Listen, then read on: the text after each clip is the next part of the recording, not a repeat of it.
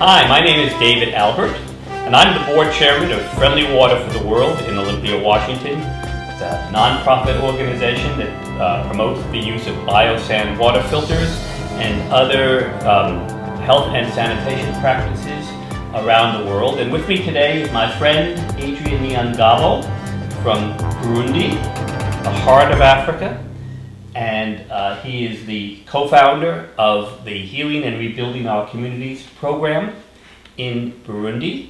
And also with me today is Ginny Stern, who works for the Office of Drinking Water for the state of Washington. She's a hydrogeologist and treasurer of Friendly Water for the World. Adrien, welcome to Olympia. I know this is your fourth time here. Thank you. It's great to have you here. I'm very happy to be with you. And I thought maybe you'd like to explain a little bit about healing and rebuilding our communities, or what problems this particular program is meant to deal with in Burundi. HEROC, as you have said, Healing and Rebuilding Our Community program, was just a program, just a model of training we put together as Africans in Burundi and in Rwanda as a way of trying to find a way of getting healed from the trauma we got from the war or killings that happened in our countries. As the history tells, Rwanda witnessed genocide in 1994, but 1 year before that, in Burundi, we experienced massive killings where around 200,000 people died, Hutu and the Tutsi. Those two groups, some would tell or say ethnicities, but I would just say groups or identities, have been just in an ongoing conflict since 1960s up to even now. So really similar to the situation in Rwanda. Many Americans know about the situation in Rwanda, but not about the situation in Burundi. The two countries are right next to each other. Yeah, sometimes they say they are brothers or sisters. Yeah, no, it's true, but because in each of the two countries we have the same identities, Hutu, Tutsi, and Twa. And the proportion, Hutu are the majority in both two countries, Tutsi is the second, and Twa the minor group. So how does water, which is what we do, Friendly Water for the World, making water safe, how does that support the work you're doing with your communities on reconciliation? That project comes to offer a way of keeping with reconciliation and the healing process. How? When people have been trained in our HEROC workshops, together they seek for healing. They seek for reestablishing or rebuilding broken relationship. In 3 days, not everything is repaired. People need just to get time together. People need just to find something that will just gather them. So by doing, working, building these biosand filters, folks come together by just looking for materials, by making domos, just watering them and washing the sun, making sure that's correct, joking around, remembering about what happened when they were just suffering. We have different groups. We have ex-combatants who participated, in what happened as armed people. We have demobilized soldiers who were in the government army, and we have civilians who didn't participate. So those three groups actually you are the ones who caused this, you are the ones who did this. But when they're just working together, they find a way to joke around, which is a good way. So they come together to build the filters, but in the process of working together, they begin to explore the hurts and the legacy and find a way forward. Exactly. That's one of the way of... See, and you have the trauma from the war, but you also have the trauma from waterborne diseases. Typhoid and cholera and bacterial dysentery, all of which can be dealt with by the biosand filters? Sure. As we say in my country, Burundi, the same as in Rwanda, that the river doesn't kill, meaning I can just drink the water from the river. I can drink water from the rain. I don't care if it's treated or not. I'm sure it's not going to cause me any harm. But we have lost so many people, especially children, and who didn't know that it was just coming from waterborne disease. So the sentiment is inaccurate in many places, that the water isn't safe and people get sick. And so you're trying to make it a true statement Sure. by treating the water. Yeah. Yeah, I have heard that in the areas you work, as many as 300 children under the age of 5 out of 1,000 born will die before the age of 5, most of them from bad water. I could just say there are more because when kids die, families are not that encouraged to go to declare that someone had died. So it's not even in the death registry, there's so many. People are so upset and they don't find any interest to go and declare somebody who died. So there are many, no, more than that. So infant mortality, childhood death from unsafe water, challenges in the communities where people represented different factions and sides before coming together to make clean water to share, to make their children grow healthy together. Absolutely, just to allow kids to have a better life, being healthy, not just missing classes, by getting this treated water. Right. Families would be sure that their children, even adults who are still living with them, are not going to fall sick from contaminated water. And that will save them money, that will save them time, that will give them joy, to see. Well, I know that when I went to school, if I had a bellyache, I wasn't going to be able to study well. I wasn't going to be able to learn well. So just imagine what would happen if you had a bellyache all the time. See? It would be almost impossible to learn. Hard to concentrate to what teachers are saying. Right. And I know that there is something, I work in public health, and there is something called parasitic stress, so that when a child's brain is developing, usually before the age of 5, the energy that could be going into brain development is energy that's being used to fight off parasites, typhoid, cholera, bacterial dysentery. And so that energy is not available to build children's brains. So by the time they get to school, they are already behind. Good point. Good point. In Washington, we are blessed with good clean water that most all of us have access to. Yeah. And both David and I work with the Department of Health and have worked with the Department of Health on drinking water. And we talk about safe and reliable water, meaning that it is there when we need it and it is safe to drink. And so it's interesting to see that in your project, as you work on rebuilding communities, you're focusing on the same thing, that it is there when I need it and it is safe and reliable. Safe and reliable. Good. I would just say also in Burundi, it's safe and loving water. But it's friendly water. It's Friendly water. Exactly. With these groups who have been at war, hunting actually. You will have to tell us how to say friendly water in the language Kirundi. Amazi amagenzi. Amazi, amaganzi. Amazi magenzi. Magenzi friendly. Amazi.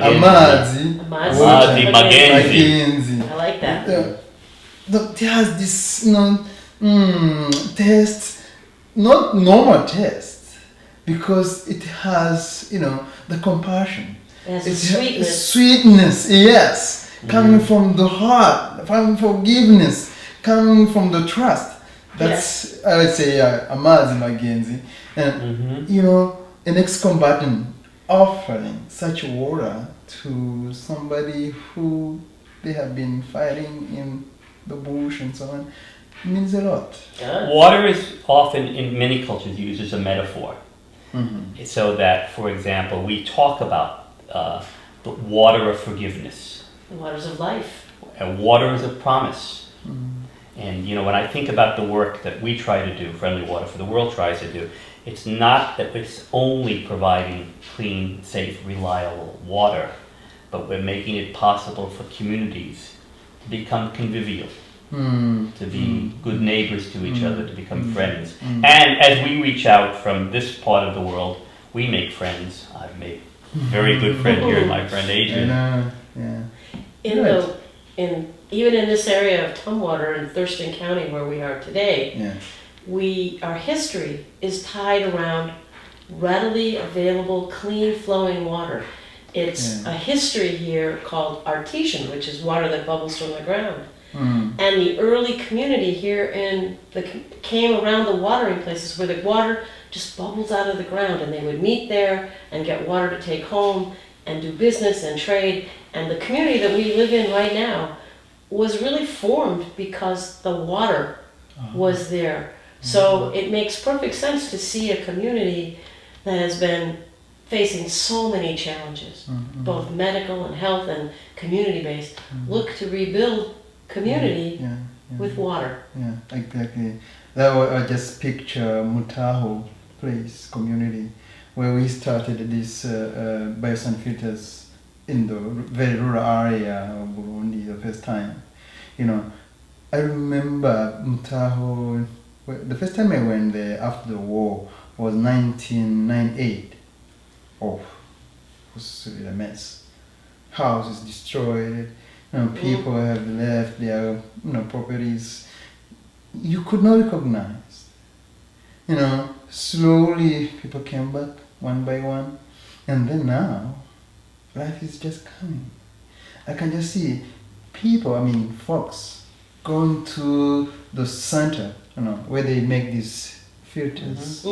That's where they go to get something which gonna allow you to have treated water.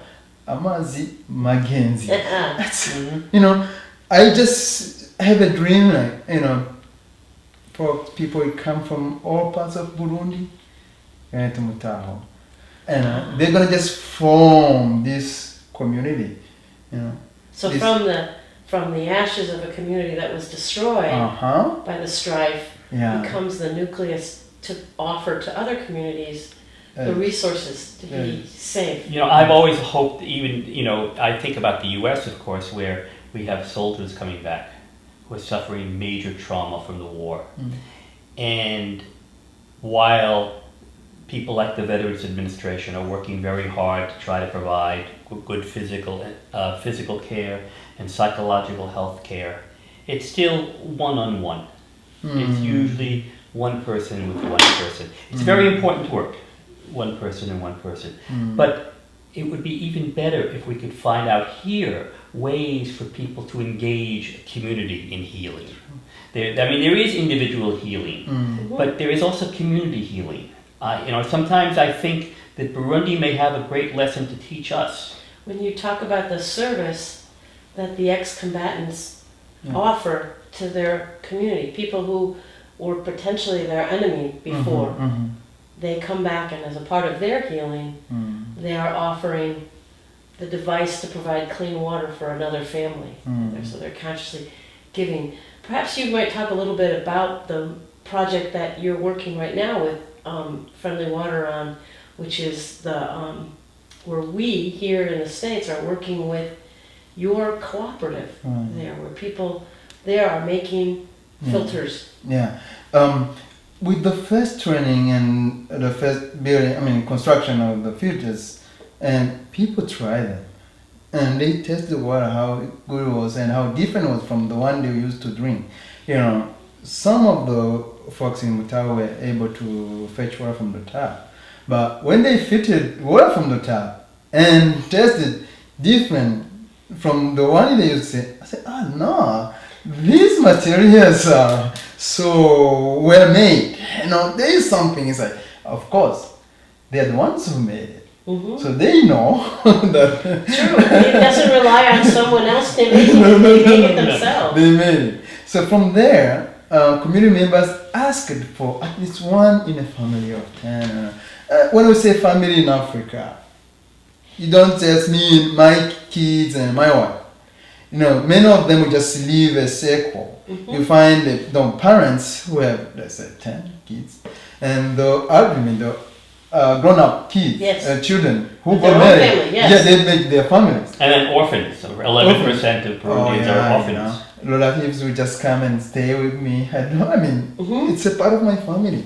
They have a space. Yes. And if I have just, better situation, I just welcome them. And they are my children, then my nephew, my cousins. So we're together. So these people just asking, no, we know that this guy, this man, once we went to church, we weren't just drinking water, and we went to Pastor Sarah, for example, which is the one who got the first filter. Pastor She got the Sarah. first filter. She got the first one. Pastor Sarah's an old friend of mine, although we've never met. Then this Susan made, and they had people making. And then she was given the first filter. So she's a pastor. Everybody You would come just to get her water from Pastor Yeah. Sarah's house. Yeah, and from there people say, oh, how can we have that filter that Pastor Sarah has?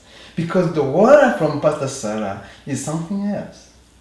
So that's how we end up having so many demands for these filters. Right. I know that we have now, we have stories from 100 families that are willing, now this is a place people are poor. I mean, Yeah. the per capita income is about 125 Poverty US is dollars high. a year. Poverty is high. And yet they are willing to spend $27 each to buy a biosand filter for their home. And basically they've asked Friendly Water and our supporters to come forward and match that. We actually raised some additional funds so that for people who cannot afford anything, Yes, or David. for orphanages or clinics, that we can build additional filters. But for most Americans, $27 is not an awful lot of money. But for the people, 1/5 of my annual income, if you said I have to put up 1/5 fifth of of my money, income for we would be Right. we would be amazed. And here they are. They see the value of having clean water, and not only did they see it, but they found a way to build it for themselves. right. Yeah, let me tell you one of the motivations that really push or bring these people to invest in these filters. You see, you have family of 5, and not all of them. Let's say 3 or 2 of them just get sick Yeah. of typhoid, or you have to take them to the next clinic. And at the clinic, they may not have enough medicines. Yes. So you're gonna spend money waiting for the medicine to come, and you don't go to work or cultivate. So the other kids will just go be starving at home. Yeah. So why they say, oh, as we heard from Pastor Sarah, Celine, and others who have now the filters, that no typhoid, no diarrhea anymore, we will do all we can to pay for that, Mhm. so that we may get the filter in our homes, so that we may not go to the clinic for a week, 2 weeks, when we just miss time to. Right. Yeah, we're not at school, not at work. Right. Can't sell things at the market. So The yeah. water stress. And the way we look at it here for Friendly Water for the World here is, we look at the needs in the world, and we look at all the money that's given for charity for water in the world.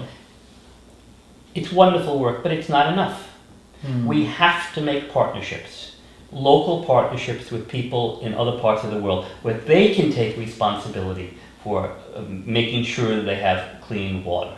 And that we provide support, education, and financial support and training to get it started. But that the success is what your community puts in, and the commitment is because it makes a difference in their life. Yeah. It's not hard to convince people to do it because they see the difference. Let's say that I have been privileged to have this chance to be in the States, as I'm working with Friends Peace Teams. But when I do this initiative, or I help people to access such a kind of filters, I want them to own Yes. this. I want them to be creative on how they can maintain this. That's how I really do all I can that Mutaho Cooperative can just stand on its own. And Adrien knows that I also want people to paint their filters, because I want it to be the most beautiful thing in their homes. True, you have just to, let's say, to express this joy you have, by decorating the filter. Say, I don't know, I'm gonna just put eyes. I'm gonna put Yeah, we have one filter in Olympia that has eyes and a nose, so. Yeah. But we have seen. I don't know what my kids are gonna draw on the filter. I just give them a quiz. Exactly. Give them each one side. True, I have followed them, Okay. so there you go. And maybe we should introduce everyone to our filter, Yes. because this is a model of what the filter Right. looks This is like. not the actual filter. This This is is the actual half-size scale model Yeah. So real from the filter- inside. So, and you can look through it, and what it has is at the very bottom, it has gravel, large cobbles, and some medium-sized gravel, and then a fine grain, in this case it's the white material, that's a sand that's of a fine grain, and then water would sit above it, and there's a plate here that allows us to keep from disturbing the top layer here. It's kind of a diffuser plate. It rains. And the way the system So works is level? water gets poured into the top and it fills this whole thing, and the pressure of the water on top pushes the water that's in the sand out the hose and through the top and into a clean container to collect the water. can dream. Exactly, and the process, No electricity, no no moving moving parts. parts. This is built in country out of cement. Gravel and rocks and dirts are found locally, and people work to separate the coarse material from the fine material. You spend hours. And they spend lots of time I've done it. shaking sand Washing. and dirt, making washing to make it clean so that it's uniform. And over time, over a few weeks of operation, in this top layer of water, friendly bacteria form that help eat other bugs. And so all Now, they together, wouldn't be friendly if you actually drank you them. wouldn't want to drink them, but right now they're our friends because they eat the nastier bugs. And so over the time that water moves through, there's digestion that goes on. Bugs get killed by other bugs. In fact, you kill most of the typhoid, cholera, large bacteria, E. coli, Many things Shigella, get right in eaten. the top. Right in And the top. then what isn't killed off here gets filtered out as it moves through the sand, so that, and it also, there's no oxygen in this section because it's always full of water. So anything that survives the filtration, many of it, the bugs, particularly biological things, die because of lack of oxygen. They tend to Right. live best in oxygen environments, so that by the time you get through the filter and out the top over the life of when it operates, these filters are, when run properly, are between 95 and 98% effective at removing some of the most dangerous contaminants that make people sick. Cholera, diphtheria, typhoid, E. coli, things that are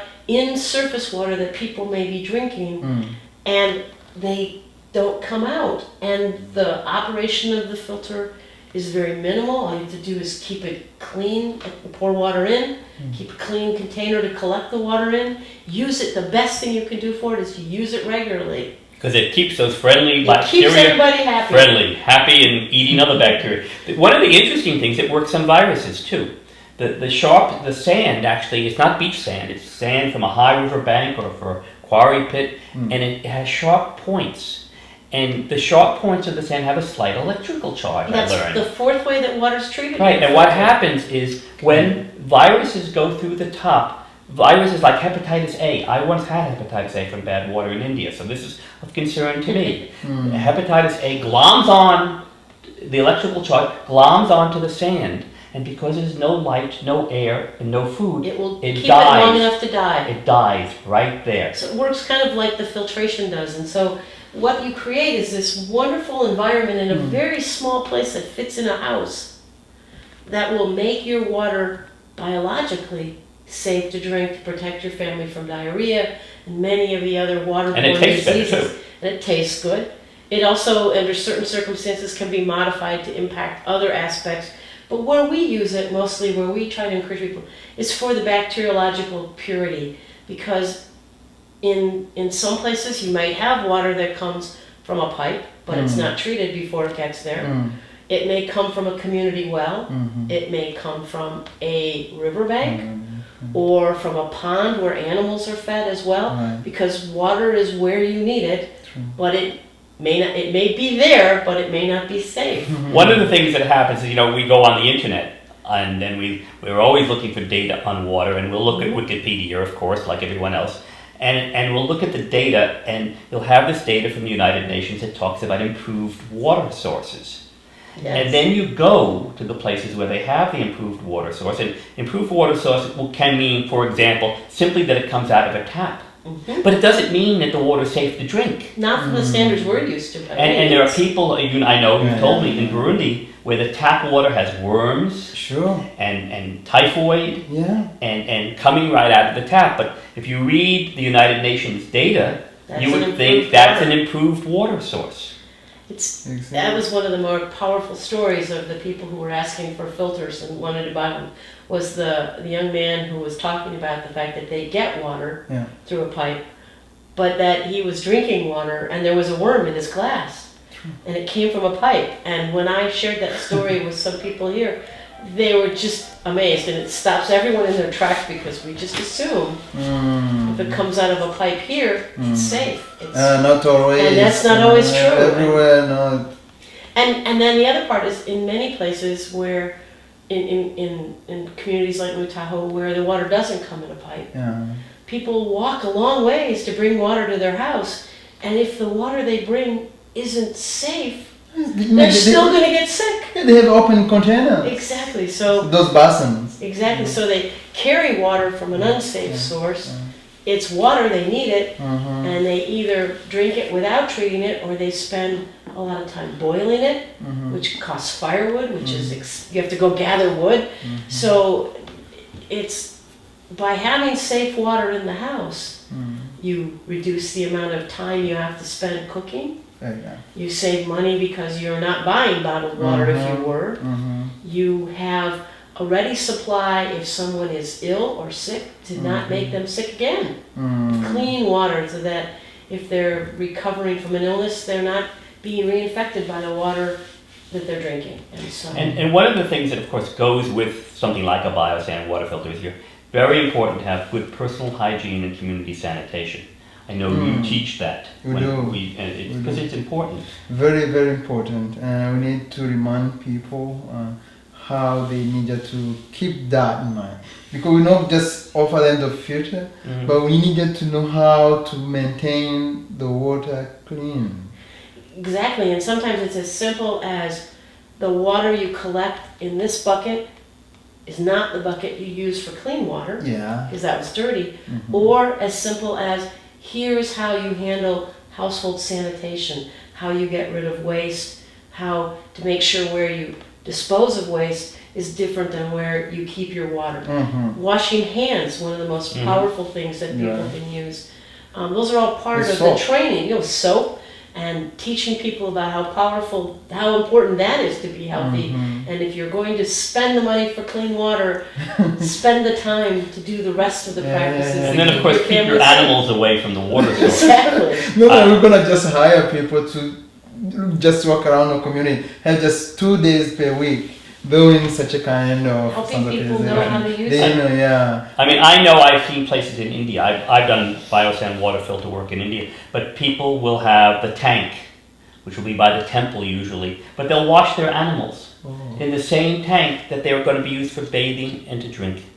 Well, Adrien, I'm wondering if there's anything further. We're getting to the end of our time here. If there's anything else you'd like to say to our friends here in Olympia and the rest of the world. Just to say how delighted I've been, how joyful I am, and how happy to find such warm, welcome-hearted heart, just to really join hands to provide a better life, a hope. Yes. A hope for a new And we have a word for that, and he has taught me. Yes. Turikumwe. Turikumwe means we are all together. Turikumwe. Turikumwe.